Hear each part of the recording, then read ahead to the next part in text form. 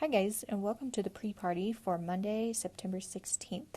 I'm using a different program, so it's not going to look like the last pre-party video you had. You won't actually see me talk as I go through the microphone. So I've included a picture, that way it's a little more personal.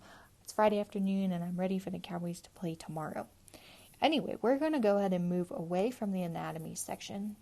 We spent a week on that. Hopefully you are clear on digestive anatomy and how certain digestive upsets can be treated, specifically heartburn. Our next section goes into cereals, grains, and baked goods. It's our hope that this will introduce our first food group to the class. We're going to spend a little over 2 weeks on this section, so we should get very investigative in terms of what a cereal is, what a grain is, and how they apply to certain baked goods. We're also going to incorporate some nutrient composition information into this section as well. Today's pre-party is all about answering a few certain questions. The first being, what are cereal grains? Some people refer to these as just cereals. Some people refer to them as just grains. Sometimes they're referred to as cereal grains put together. And then how do they incorporate and define what a baked good is?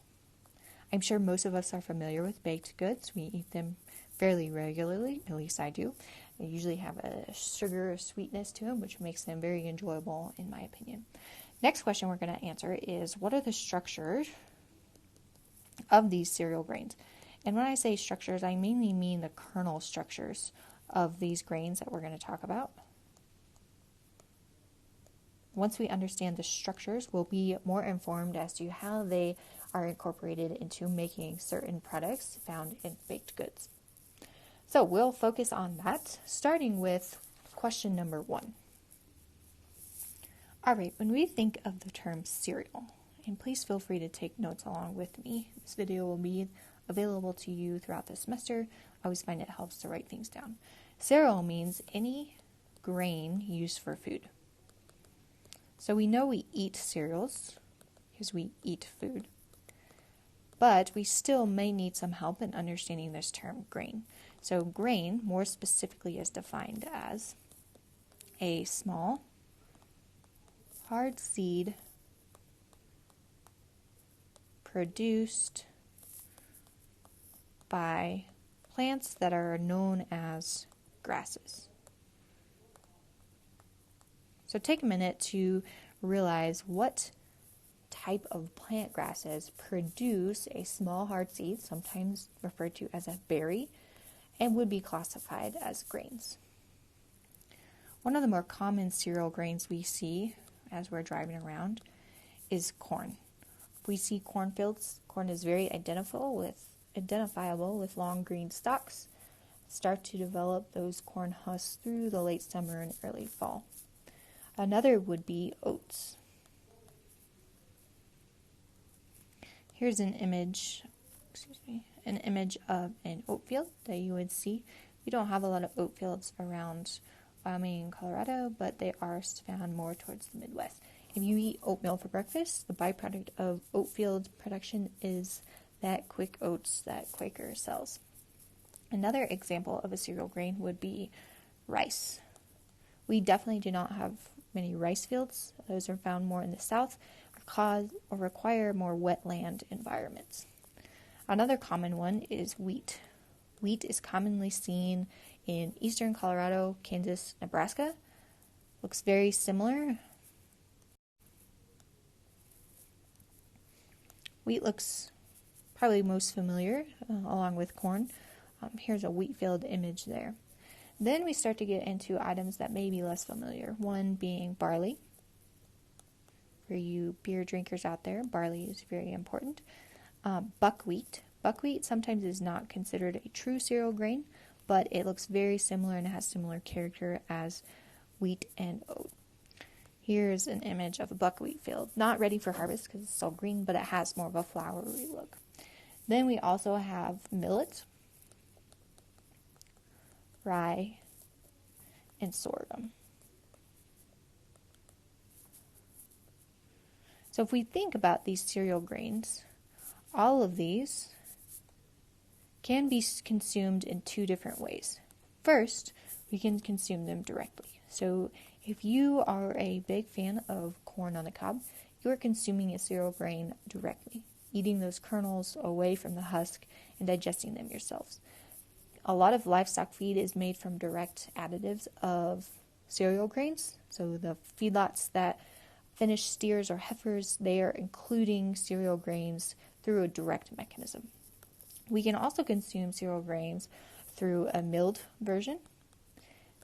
If we think about it, a common one would be flour.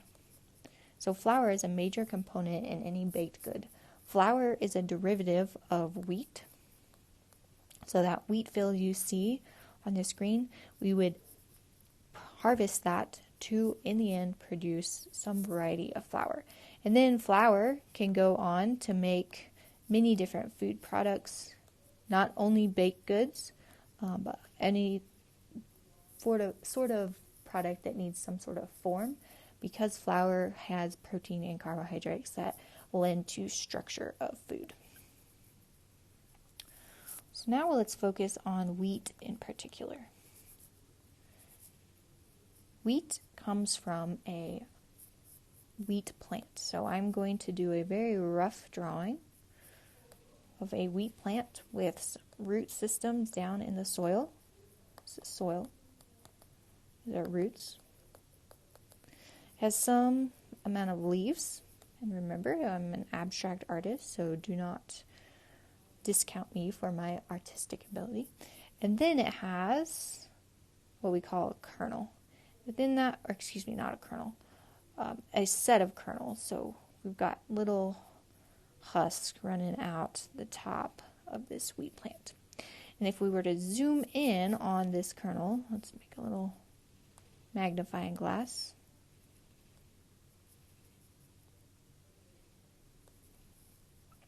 We would see that that kernel is surrounded by something called a chaff. It's essentially a protective barrier around the inside kernel. Okay, so we have the wheat plant, and the top portion of that plant is a bundle of kernels. If we thought individually, that kernel would be surrounded by, here's the kernel, be surrounded by a protective barrier known as the chaff. So now we have to think, what does the kernel actually look like? It's typically very round in nature. I guess round is not the quite right word, ovular. So this is our kernel. There are three main parts to a kernel of wheat. First is the endosperm. Second would be the bran. And third would be the germ. And I'm using wheat as an example, but any type of cereal grain has this basic kernel structure: an endosperm, a bran, and a germ. Let's talk about each part of this wheat kernel. First, I'm going to start with the bran. The bran makes up 14 to 15% of the weight of the kernel. Not a significant portion, but that is because it is the outer layer. So if we were to color our wheat kernel's outer layer, say that bran is going to be black. Okay, it is the outer layer. This outer layer is important for protective purposes. It encloses the endosperm and the germ. Now let's talk about the endosperm.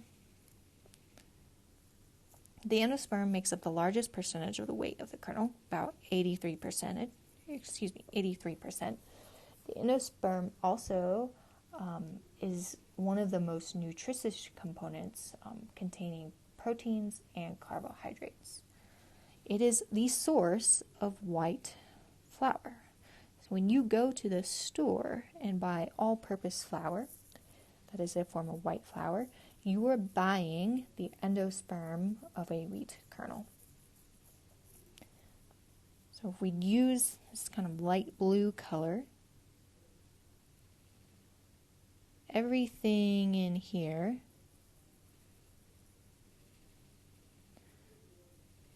is the endosperm. So again, we can see why it makes up the largest percentage of weight for the wheat kernel. Next, we can talk about the germ. The germ makes up only about 2% of the weight, very small portion, and its main function is to act as the embryonic portion or the sprouting part of this wheat kernel. So as a food, this wheat kernel portion of the germ has really no impact on food. However, if this wheat plant were to continue to go in the life cycle, the germ would act in a way to allow that plant to keep growing and sprout into others. But again, as a food portion, it's not that significant. If I were to draw in the germ, it would sit kind of at the bottom of the kernel and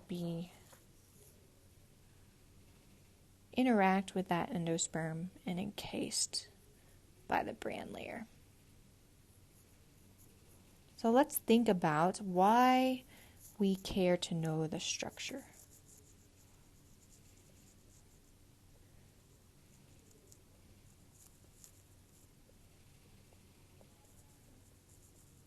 If you go to the grocery store, you will notice there are different types of flour. First, there is white flour. This can include all-purpose, most often abbreviated AP, all-purpose flour, cake flour, very common ones. Or you can buy whole wheat flour. Both come,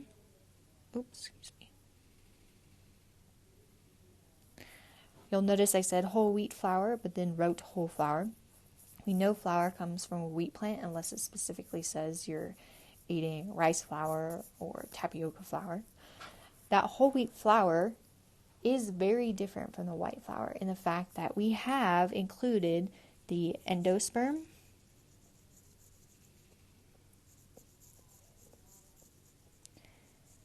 and the bran, as well as the germ. So all three parts of that kernel are included in whole flour. On the flip side, we only have the endosperm included in white flour. So there are impacts for removing the bran and the germ to make white flour, particularly nutritionally.